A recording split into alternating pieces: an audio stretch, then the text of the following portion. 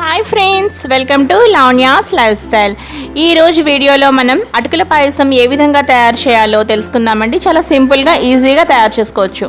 ముందుగా ఏదైనా cooking pan తీసుకుని దానిలో 2 టేబుల్ స్పూన్ ఘీ వేయాలి.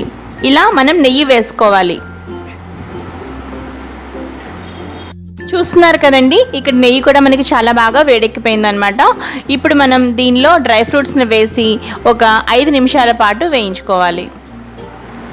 ఈ డ్రై ఫ్రూట్స్ని చాలా లో ఫ్లేమ్లో పెట్టుకునే మనం వేయించుకోవాలి, లేదంటే అవి మాడిపోయే అవకాశం ఉంది.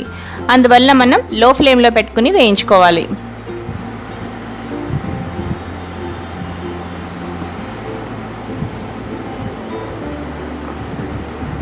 చూస్తున్నారు కదండి, ఇవి కలర్ కూడా చేంజ్ అవుతున్నాయి.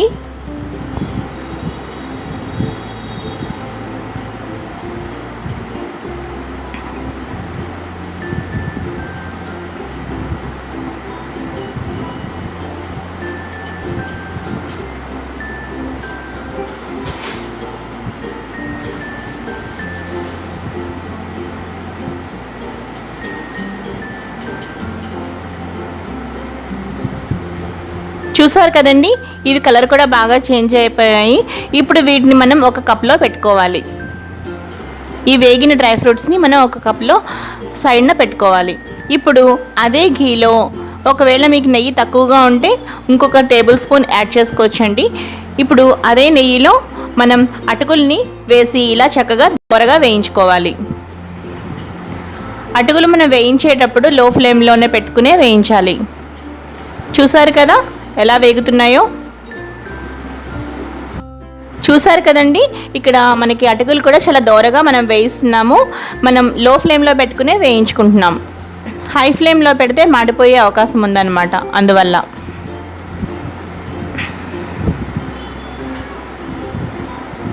చూసారు కదండి, అటుకులు కూడా మనకి చక్కగా వేగిపోయాయి. ఇప్పుడు ఇందులో మనం పాలు పోస్తున్నాం. ఇక్కడ మనం క్రీమ్ మిల్క్ యాడ్ చేస్తున్నామండి. క్రీమ్ మిల్క్ యాడ్ చేయడం వల్ల మనకి పాయసం టేస్ట్ చాలా రుచిగా ఉంటుందన్నమాట.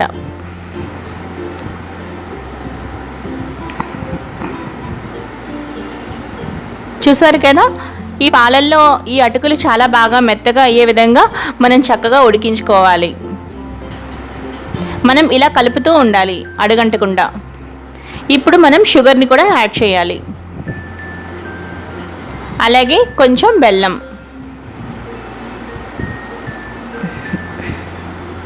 జస్ట్ ఒక ఫ్లేవర్ కోసం మాత్రమే నేను ఇక్కడ బెల్లం యాడ్ చేశానండి. ఒకవేళ మీరు బెల్లంతోనే తయారు చేసుకోవాలనుకుంటే మీరు అలా కూడా వేసుకోవచ్చు.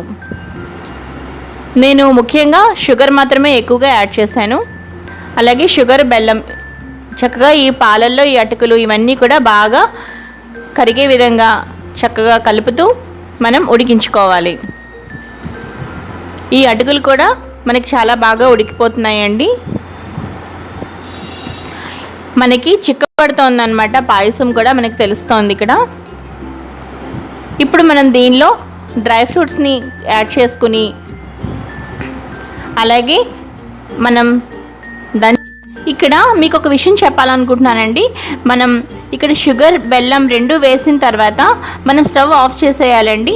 అంటే మనం ఎక్కువసేపు మనం ఉడికించడం వల్ల అది విరిగిపోయే అవకాశం ఉందన్నమాట. అందువల్ల మనం స్టవ్ కూడా ఆఫ్ చేసేయాలి. చూసారు కదా, జస్ట్ నేను 2 మినిట్స్ ఒక్కసారి పంచదార, ఆ బెల్లం, అటుకులు, పాలు అవన్నీ ఒక్కసారి కలిసేలాగా మాత్రమే నేను ఇక్కడ చేస్తున్నాను. తర్వాత స్టవ్ 2 మినిట్స్లో నేను ఆఫ్ చేసేస్తున్నాను. ఇప్పుడు మనం క్రష్ చేసి పెట్టుకున్న ఈ యాలకుల పొడి, అలాగే ఏవైతే వేయించి పెట్టుకున్న డ్రై ఫ్రూట్స్ ఉన్నాయో ఇవన్నీ కూడా మనం ఈ అటుకుల పాయసంలో వేసి ఒకసారి కలిపి మనం సర్వింగ్ బౌల్లోకి తీసుకోవడమేనండి. ఈ అటుకుల పాయసాన్ని మనం శ్రీకృష్ణాష్టమి రోజు శ్రీకృష్ణునికి నైవేద్యంగా పెట్టచ్చు, అలాగే పండగలప్పుడు కూడా చేసుకోవచ్చు. ఇప్పుడు మనం ఒక సర్వింగ్ బౌల్లోకి అటుకుల పాయసాన్ని సర్వ్ చేద్దాం. చూసారు కదండి, అటుకుల పాయసం ఎంత టేస్టీగా, ఎంత ఈజీగా ప్రిపేర్ చేసుకున్నామో మనం. ఈ వీడియో మీ అందరికీ నచ్చినట్టయితే తప్పకుండా లైక్ చేయండి, షేర్ చేయండి, అలాగే సబ్స్క్రైబ్ చేసుకోండి లావణ్యాస్ లైఫ్ స్టైల్. అలాగే ఈ వీడియో కింద ఉన్న డిస్క్రిప్షన్ బాక్స్ని కూడా చెక్ చేయండి.